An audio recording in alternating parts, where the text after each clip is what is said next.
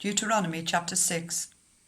These are the commands, decrees, and laws the Lord your God directed me to teach you to observe in the land that you are crossing the Jordan to possess, so that you, your children, and their children after them may fear the Lord your God as long as you live, by keeping all his decrees and commands that I give you, and so that you may enjoy long life. Hear, Israel, and be careful to obey, so that it may go well with you, and that you may increase greatly in a land flowing with milk and honey, just as the Lord, the God of your ancestors, promised you. Hear, O Israel, the Lord our God, the Lord is one. Love the Lord your God with all your heart, and with all your soul, and with all your strength. These commandments that I give you today are to be on your hearts. Impress them on your children. Talk about them when you sit at home, and when you walk along the road, when you lie down and when you get up. Tie them as symbols on your hands, and bind them on your foreheads.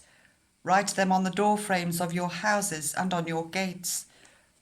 When the Lord your God brings you into the land he swore to your fathers, to Abraham, Isaac, and Jacob, to give you, a land with large, flourishing cities you did not build, houses filled with all kinds of good things you did not provide, wells you did not dig, and vineyards and olive groves you did not plant.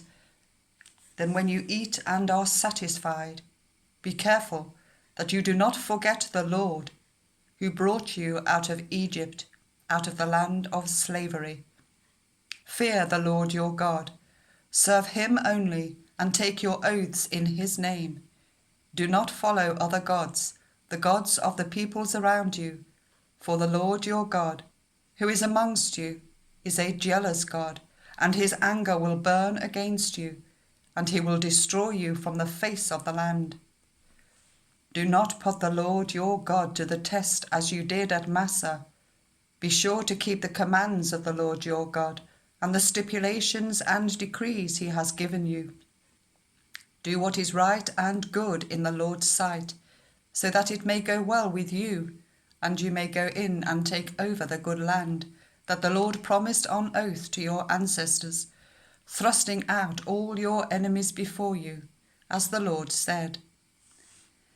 In the future, when your children ask you, "What is the meaning of the stipulations, decrees, and laws the Lord our God has commanded you?" tell them, "We were slaves of Pharaoh in Egypt, but the Lord brought us out of Egypt with a mighty hand. Before our eyes the Lord sent signs and wonders, great and terrible, on Egypt and Pharaoh and his whole household. But he brought us out from there to bring us in and give us the land that he promised on oath to our ancestors. The Lord commanded us to obey all these decrees and to fear the Lord our God, so that we might always prosper and be kept alive, as is the case today. And if we are careful to obey all this law before the Lord our God, as he has commanded us, that will be our righteousness."